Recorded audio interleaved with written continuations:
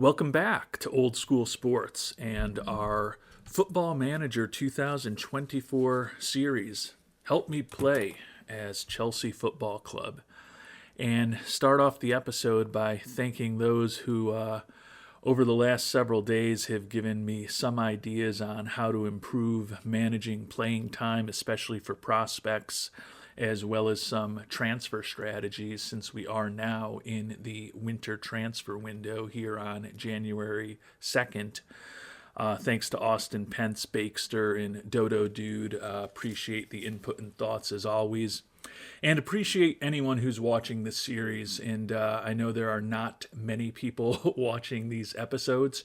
Shockingly, there is not a huge demand to watch an inexperienced American try to play Football Manager while butchering the names of players from around the world and butchering the beautiful game with the decisions I'm making. But I do thank those of you who do watch. If you're watching and you haven't subscribed, would appreciate it if you subscribe and help us grow the channel. But as those who have watched me know, this is not a professional channel by any stretch of the imagination. So just here trying to learn more myself. And even if you don't watch the episodes because you're not learning much from my fumbles and foibles while trying to manage Chelsea, I think the comment section to the episodes where a lot of more experienced players share some ideas and answer some of my questions from during the episode is probably a good resource to help those who are less experienced, such as myself, learn and improve with the game. So it's been a few weeks since our last episode in terms of game time. And unfortunately, it's been a bit of a rough stretch for Chelsea. Started out with a 3-0 win, or more accurately, a 3-0 win over Fulham. Conor Gallagher scored a goal, and then Raheem Sterling had two within 3 minutes in the second half for the easy victory there that really was easier than it should have been based on expected goals. Unfortunately, after that, we've faced 3 consecutive games against the top 3 teams in the Premiership. And in those 3 games, you can see we've only scored 1 goal. We lost 2-0 to Liverpool at home. Liverpool is on top of the table. A very challenging game for us there.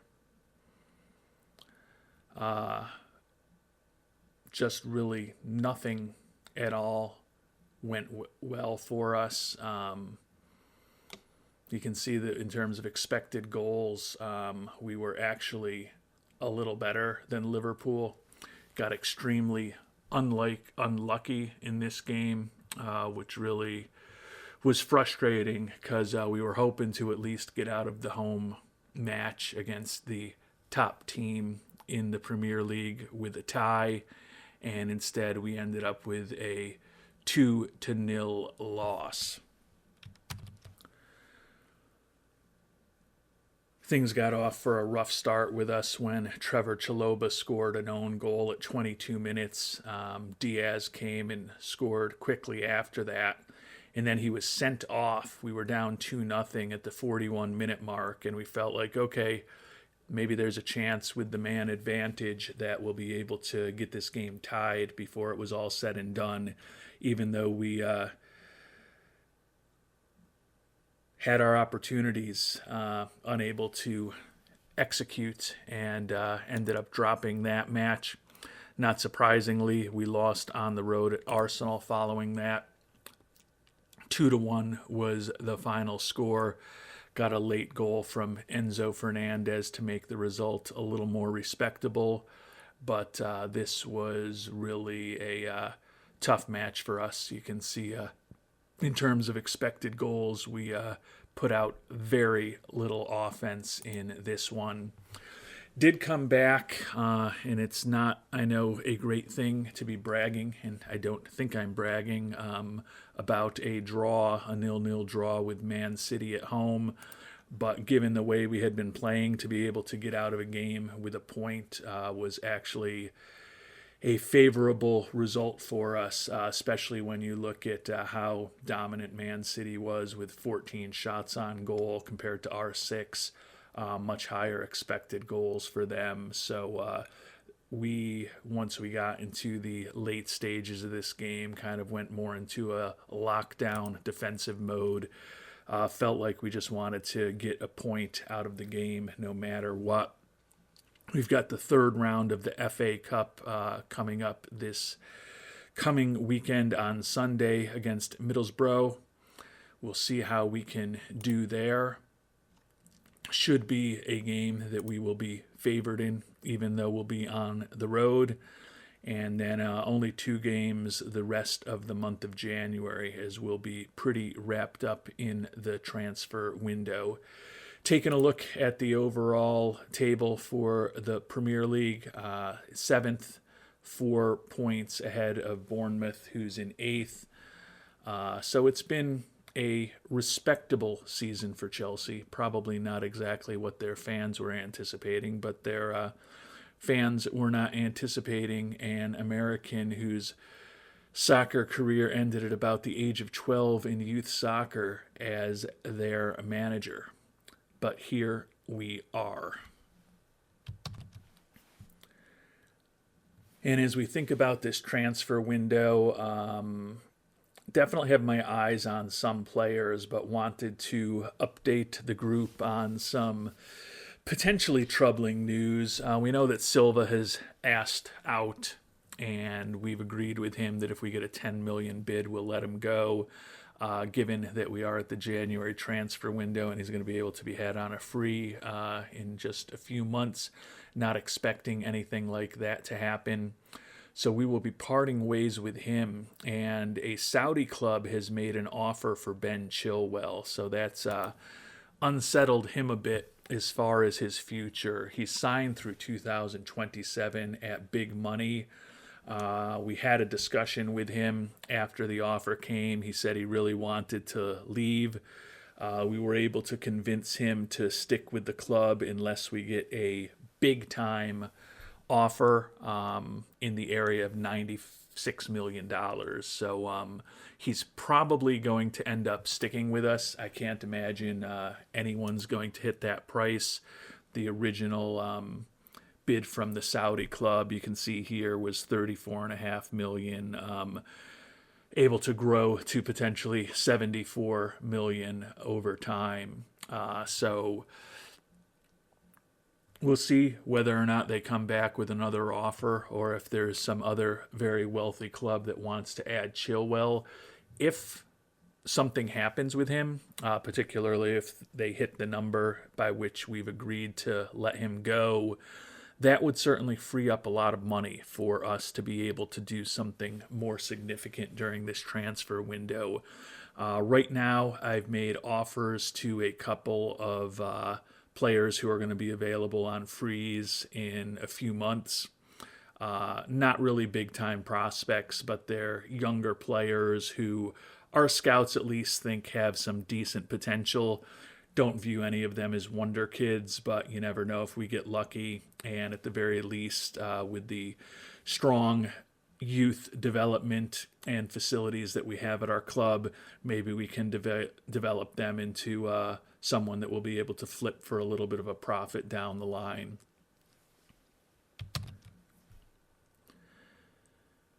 And I think we'll likely be more active in the transfer market later in the month in our next episode, as I get a better sense of what's really happening or not happening with Chilwell, and I continue to get some scouting reports back on some of the players that we're just looking for some last information on. I do have one question, though, kind of looking at players who are potentially available on a free in a few months, and Adrien Rabiot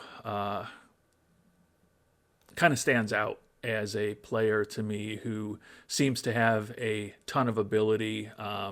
Playing in Serie A right now certainly seems like he could be a useful player for us. He's going to be done. He is 28 years old. He'll be 29 before he would potentially be joining us. So he's a little bit older, but we could pick him up on a free.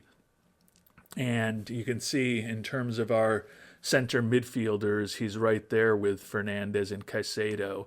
Now, maybe we don't really technically need him, but I like the idea of trying to add some more high quality depth to my team. And I'm just wondering, is this overkill, given that we do have guys, as I mentioned, like Fernandez and Caicedo in the middle already?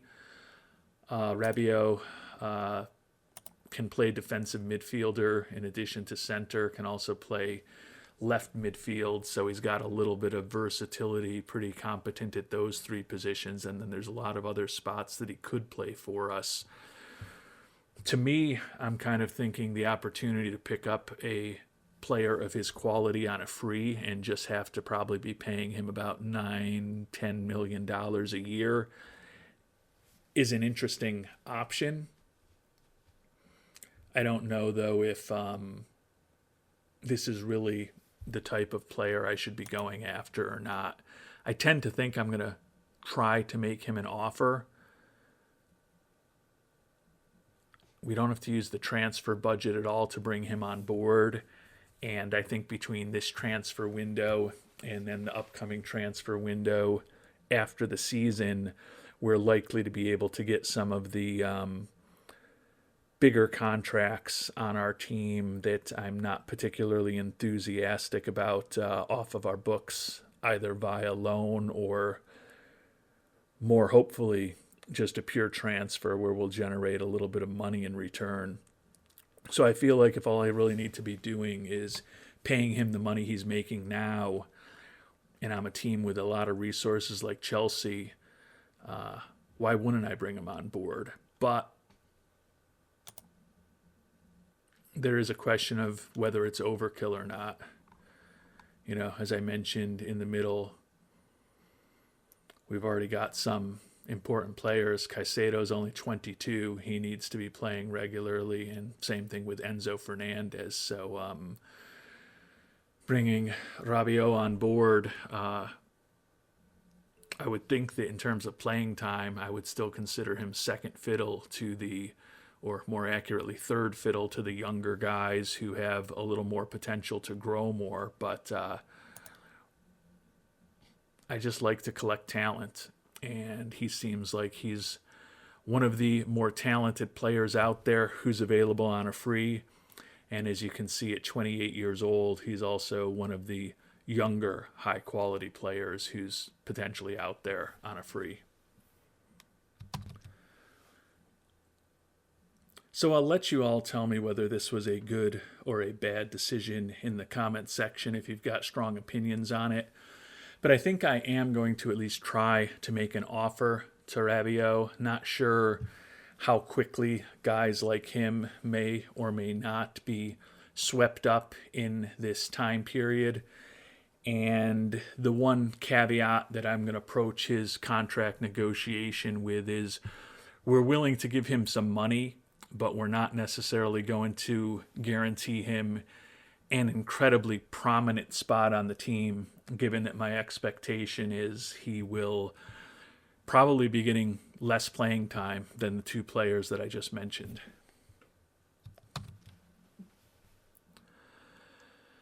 And it sounds like they're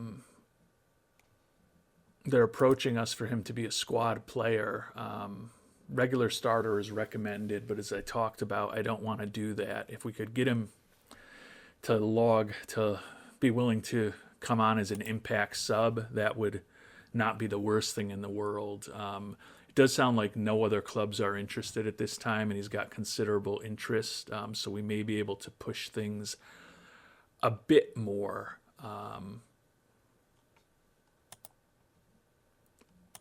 If if I was him, I don't think I would be excited about being listed as an impact sub, even though he's going to be likely making some good money. But we'll at least see what Simone Pagliuca thinks of our proposal to him.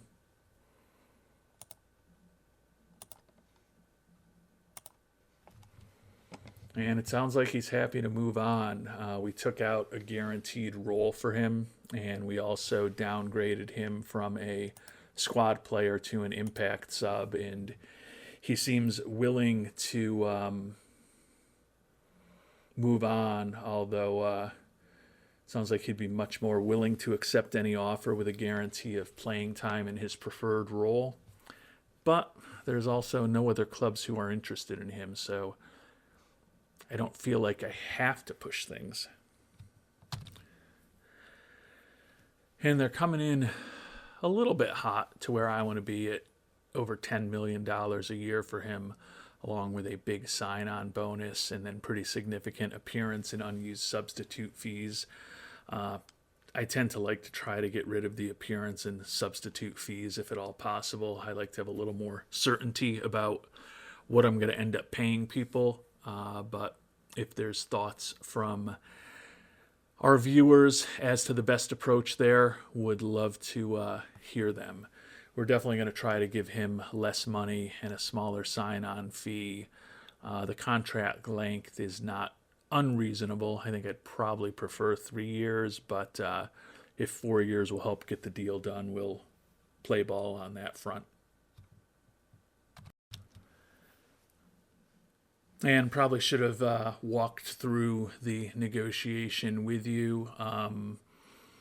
Ultimately, things fell apart. We took out the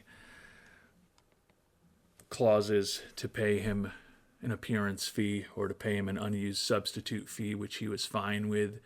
We ended up agreeing to the agent fee they were looking for. We actually bumped up the sign-on fee a bit, but we could not come to an agreement. They were looking for about $11 million a year. The highest we would go was $10.5 million, which was still kind of in the range that we had talked about with his agent earlier, given that we're viewing him as someone who will likely be coming off the bench for us. I felt like even though it's only $500,000 a year, no need to chase after him. Maybe they'll re-engage with us down the line if he is unable to get what he's looking for from another club. It seems like for whatever reason, Rabiot does not have a ton of demand out there for him quite yet. So we will exit the talks and move on. And starting to hear back on some of the initial transfer decisions or transfer attempts I had made offline between the last episode and this one. We did make an offer to Southampton for Juan Larios.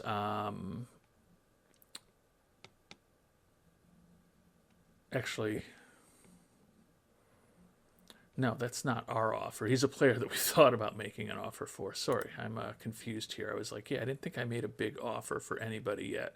So it looks like he is a guy that we're continuing to scout, and I think he could be a useful defender for us. So it's good news, actually, that they're delaying things to see if there's any other offers in there, although I don't know that 15 million is quite the number that we'd like. We've gotten some offers on Donnell McNeely. Don't see him being a huge part of our future, and he had wanted to potentially move on. So I think we're going to let him continue to explore his options with these two championship teams that are interested in him.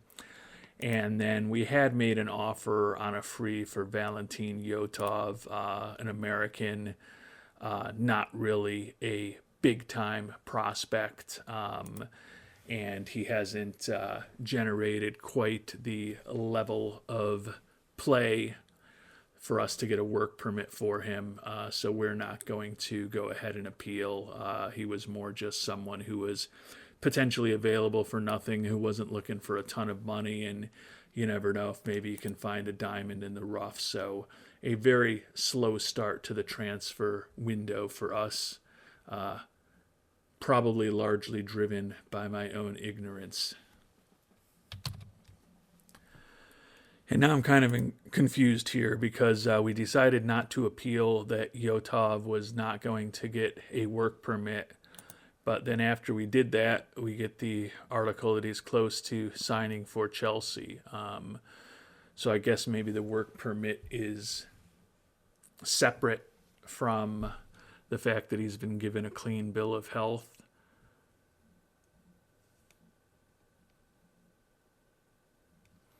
Not a very big expense, 4.9 thousand coming out of the transfer budget to bring him on board. Wouldn't be paying him a ton of money, as I mentioned. He's 17 years old, so he's a prospect. I don't necessarily see him being a big-time member of our future. So I think given that we can't get the work permit for him, or it's going to be more of a challenge, that we are going to go ahead and cancel the deal. Probably anger him, but it is what it is. He was just kind of a cheap guy we were trying to get just to bring in. I don't even know why we were going to bring him in. Mainly so I would have something to talk about and learn from. But Yotov will not be joining the team. And we've continued to get some more offers for Donnell McNeely. We're not going to make a ton of money potentially moving on from him. But if we can get a little bit of cash, not the worst thing in the world. Chilwell has resumed training after his injury. Of course, we're waiting to see whether any clubs make a big offer for him or not. Certainly is a valuable player for us this year, but if anyone's going to be willing to give us $96 million for him, I would think that we could probably reinvest that money into younger players with potentially higher ceilings than he's going to have here as a 27-year-old. And we've moved ahead a few days preparing for our FA Cup match against Middlesbrough. We are maybe being a little bit too aggressive here, but we're trying to give a lot of our younger players pretty significant playing time here today. So we're starting some players who don't typically start, and even on our roster we've got some players as potential backups who don't typically get a lot of playing time. If we get into a bad situation, we do have guys like Caicedo and Raheem Sterling potentially on the bench if we feel like in the last half an hour of game time we need to get a result, but hopefully we won't end up using players like that. And if we do go to substitutes, we'll let some of the players who get even less playing time get a little bit of action here in this FA Cup match. Would certainly love to move on to the fourth round.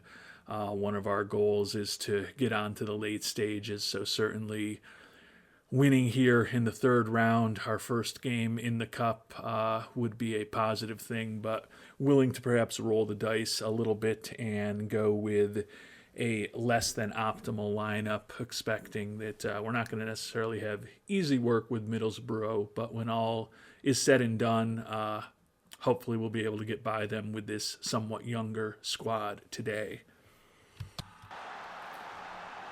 And unfortunately for us, we're already down 1-0 very early. Nice play here by Middlesbrough to just have a totally open look at the net for Lingard there. We're playing our backup goalie Petrovic, so perhaps our carelessness around our lineup and our expectation that our class would end up winning out for us was a little bit misplaced in this match. But here you can see may have an opportunity to get something going here. Madueke with the kick.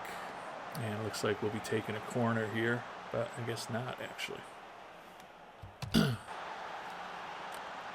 And just a brutal performance for us here today. Just gave up a second goal here. You can see Lingard with a nice pass forward here to Greenwood, who gets it by Petrovic, and difficult hole that we've dug for ourselves now, down 2-0. You can see we have actually started having some shots on goal, but nothing that's gotten into the back of the net quite yet. Maybe we will have an opportunity here. Nanto up to Cole Palmer.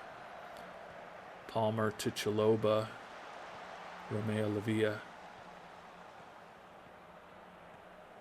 Or Lavia, more accurately, as I believe I've been instructed.